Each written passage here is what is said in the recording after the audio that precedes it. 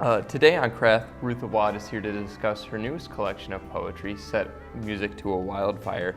She earned her MFA in poetry from the Southern Illinois University at Carbondale and has been the recipient of numerous awards, including the Dorothy Sargent Rosenberg Poetry Prize. Besides writing, she's the mother of 2 Pomeranians and she's a tattoo artist. So what was your favorite line of poetry or moment from Set Music to a Wildfire? You're starting out with the hard questions. I feel like it's pretty vain to have a favorite line of your own, but I do. In The Keeper of Allah's Hidden Names, the last line what is it? Braying your names like an incantation against the loneliness of knowing you. And it's about how faith can isolate you and make you feel lonely for loving a being or a higher power that doesn't have an ability to communicate that love back. And so it's a line that, as I figure out my own feelings about religion and faith, that I come back to. And what was sort of the hardest part about writing a poetry collection based on your father? Really just navigating whether or not I felt like I had a right to write poems about this material. I was born and raised in America. I've never experienced the trauma of war, and I wanted to make sure that I wrote about my father's really traumatic experiences in a way that was sensitive and mindful of the fact that I have this kind of privilege of my own upbringing. What was the easiest part about it? Let's see. Oh, that's hard.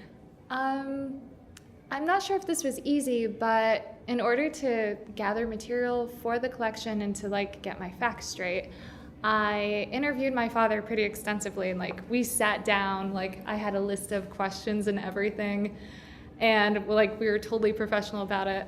But just having that conversation with my dad about a subject that we hadn't really broached in depth, even though he referenced the war all throughout my life, we never really talked in depth about it. So I got to understand this other side of my father that I never really talked to him about before. How did this change your relationship with your dad? I think it brought us closer. I collaborated pretty closely with my dad through the interviews, and then I had him read drafts and drafts and drafts of this book to make sure that, I was accurately portraying his experiences and that he was comfortable with me sharing this material. I think it brought us closer. It made my dad understand what I do a little bit better, which was probably good for us. Did your dad have any feedback for it, or did he know how to respond to it initially? From a craft standpoint? Yeah, from a craft standpoint. I mean, my dad's an engineer, and his exposure to poetry is just whatever I put in front of his face, and I'm like, you have to read this. So not so much feedback on the craft standpoint, but he fact-checked all of the stuff in my book, so. Was any of this cathartic for you, or did you find it necessary to understand your dad? Yeah, definitely. I mean, I think there's a point that we all reach where we realize that our parents are human beings, actual people. And so this was just part of rounding out that, three-dimensional picture of my father as a human being with his own interior world. And he's not just this monolithic, I don't know. Does that make sense? Mm-hmm. Okay. Has tattooing influenced how you write poetry at all, or how you think of writing a poem? They both share the visual craft, and my poems are very image-based, and I can see the world of the poem as I'm writing it. So in that way, they share some visual overlap, but as far as the actual sitting down and doing it, it's a little different. With tattooing, I'm just oh my God, please stay in the lines. You also wrote an essay called In the Skin, and that shares a lot of traditional story of teenage rebellion. Where do you think that differs at all? Wait, can you clarify that for me? Because your dad, you mentioned he doesn't like the tattoos at all. Yeah, so there's this sort of rebelling against your dad, but you also learned from your mom. Where do you think it differs with this need to set yourself apart from your parents? That's interesting. So, kind of like how I wrote this collection as a way to understand my dad as his own person and not just as like my father and this omniscient being.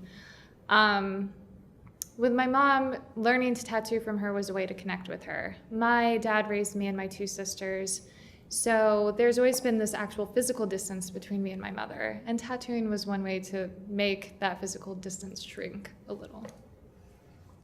You did a lot of research for this book. What was the most interesting thing you found, or something you didn't expect to find? Oh, there's too much to choose from. There's an epigraph in one of my poems for Srebrenica massacre, where the journalist Robert Fisk mentions encountering the freshly decimated refugee camp of Srebrenica. And the first thing he noticed were the dead horses. And he said, who would kill a horse? And that was before he encountered the horror of this razed camp and like all the death and destruction of a civilian population. And I just thought that was so striking that that line kind of embodies an innocence almost. Were there poems that didn't make the cut for this book? Oh yeah, plenty. They were just garbage, so they had to go. Will they ever like appear anywhere else? They have, and I was just trying to be funny. But I cut some of the poems from the collection just to like tighten the narrative arc a little. And I didn't want the poem to be so war poem heavy. I wanted to get to the portion of the book where my father comes to America and he's struggling with assimilation and the cultural attitudes here.